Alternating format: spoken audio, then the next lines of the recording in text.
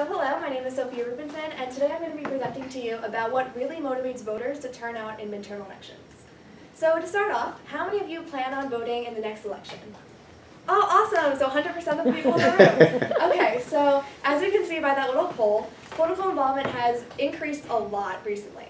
In just 2014, less than 1/3 of young Americans expressed any interest in politics whatsoever, from voting to what was going on in current events or in the government. However, that increased drastically, as I said, recently. In 2018, 20% of Americans said that their interest in politics have increased in the last 2 years. But when I began my experiment, I was starting with the most recent midterm election that was available, which was the 2014 midterm election. And in that election, we had historically low voter turnout rates. So I identified that as my problem that I wanted to try to see if there was any possible solutions for. So for a solution, I thought to increase awareness about the election, as that would in turn maybe motivate more people to turn out and vote. And the way I went about doing this was by having handheld street signs at multiple polling locations that encourage voter turnout. So as I was saying, in midterm elections, voter turnout has been historically low. This is a graph from 1894 to 2014, and this is the lowest point on the graph. This occurred right around World War II, when people were more focused on the war than they were about elections. And this is when 2014, and we can see that we were almost at that lowest point in the graph, with voter turnout being only 38.5% of all eligible voters turning out to the election.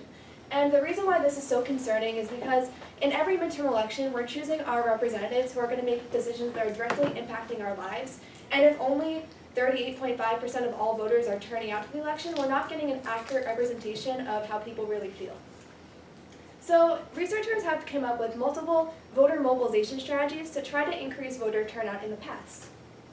Here's a chart of some different ones that have different ranges of effectiveness.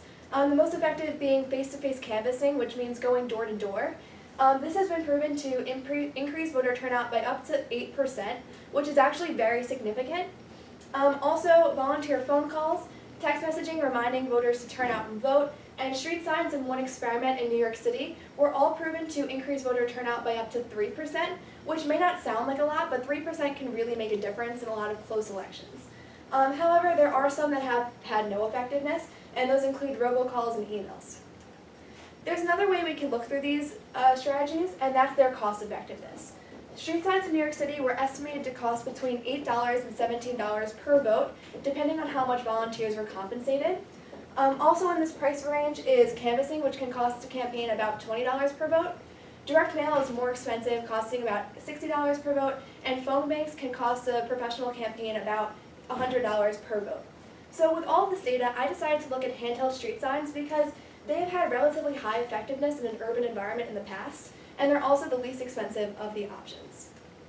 So in my experiment, I had handheld street signs that looked like this. They read "Vote Today," and they were made on a plotter and put on a foam board that was 1 foot by 4 feet. And they were outside of 4 different polling locations, and those were Islip High School, Oakdale Bohemia Middle School, Brook Avenue Elementary School, and Fifth Avenue Elementary School. And the reason why I chose these locations is because they were all located on main roads, so it's likely that voters passing by them would not be initially headed to those locations. And the purpose of the signs was to remind people to either stop and vote or make a plan to vote later in the day. So as you can see here, here's 2 examples. So they were outside of 4 different polling locations, and I had groups of 2 volunteers, and they stood the signs between the hours of 8 a.m. and 11 a.m. And I chose these hours because it encompassed the morning rush to work, so it's likely that there'll be a high volume of cars on the road at this time. I also had to have 2 control locations that did not have any street signs, and the locations I chose for this were Bayshore High School and Sherwin Elementary School. And the reason I chose these 2 locations is because they were both located central to the other locations, so it's likely that they'll have similar demographics of people, so that won't be a factor when I'm analyzing the voter turnout rates. Also, these 2 locations were located on more secluded roads, so it's not likely that voters passing by them would be not headed to those locations initially, so that's why they weren't in my experimental group. So in order to calculate the voter turnout, I turned to Newsday, which provides an interactive map on the number of voters who voted for each candidate. And for the purpose of this presentation, I'm going to be showing you the Islip High School location as an example. So these are the 5 districts that are eligible to vote in the Islip High School location, and if we click on one of them, we can see that it shows us the number of voters who voted for each candidate. So this was in 2014. So what I was able to do was I was able to add up all of the candidates for one district, repeat this for all of the 5 districts present, and then calculate a total number of voters who voted at that location. And because of this, my methodology was a quasi-experimental approach because I had a partial field experiment by having voters, the volunteers stand in front of the polling locations with the signs, and I also used predetermined data from Newsday and the Suffolk County Board of Elections to analyze my results.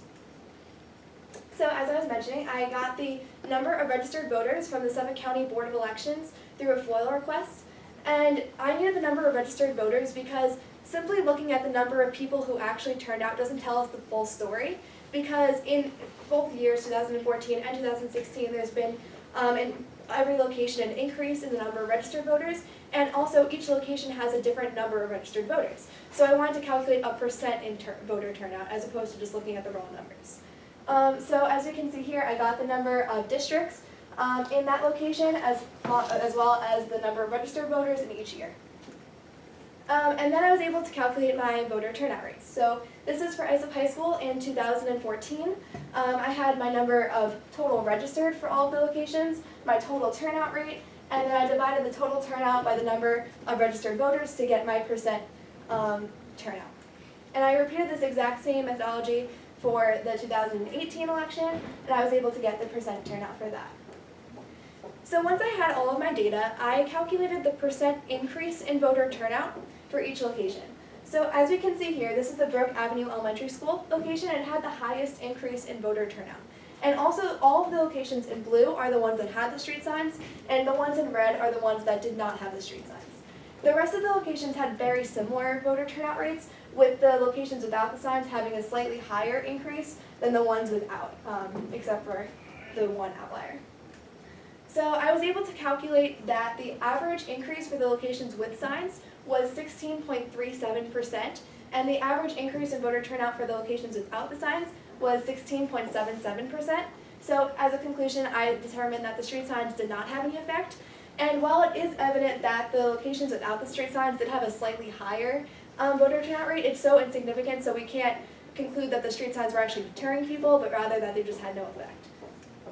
So there is something very significant about my data. Overall, in all of my observed locations, the voter turnout rate increased by 16.5%, which is very significant. And that's because voter turnout rate doesn't usually increase this much between a 4-year period of time. So I wanted to really determine what made this election so special. And it didn't just happen on Long Island. All across the country, as you can see here, voter turnout rates spiked. This was in 2014 and this is in 2018. With the nationwide voter turnout rate being 49.3% of all eligible voters, which is still less than half, but it's definitely making progress on the issue. So I wanted to look into what actually motivated voters to turn out in such great numbers this year. So first, I looked at a study from the Pew Research Center, and they asked voters how they felt of the president to determine if they were a factor in voting in the election. So this is comparing the most 3 recent presidents, and overall, in 2014, 54% of all voters said that President Obama was not a factor in them turning out to the midterm election, and it was rather other factors. But in 2018, only 42% of Americans said that Trump was not a factor. So we can infer that opinions either for or against the current administration was a factor for people turning out to vote. Also, this is a graph showing the approval ratings of congressional representatives in Congress.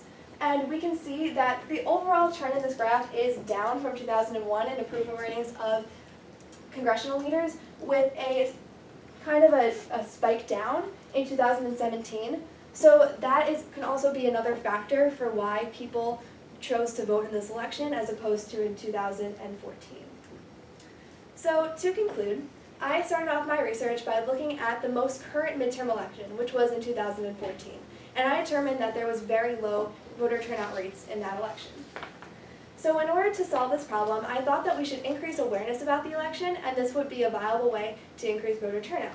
So the way I went by doing this is by having handheld street signs held at various different voting locations. However, this was ultimately not an effective way to increase voter turnout.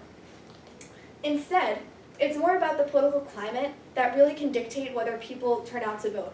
Whether that means people motivating others to vote or just increase participation in the election and increased awareness about what's going on in our government, that can really dictate whether people turn out to vote in the midterm election. Thank you. Thank you. Okay, Sophia, so now we move to the oral defense portion. We're going to ask you 3 questions. I will start with the first question. So, what was one obstacle or challenge that you encountered while performing your research, and how did you address it? So the primary obstacle I faced was that I originally wanted to get 4 different polling locations to act as my controls.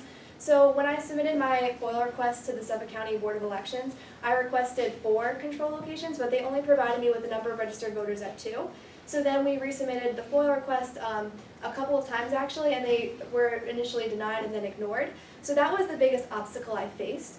But I was ultimately able to overcome it by only using 2 control locations, as it was still enough data for me to generate a result. However, it could have been more accurate if I had more controls. Great, thank you. Thank you. What might be the real-world implications or consequences of your findings? So my implications can go in many different ways. For one, it can help campaigns determine what's an effective way to mobilize voters.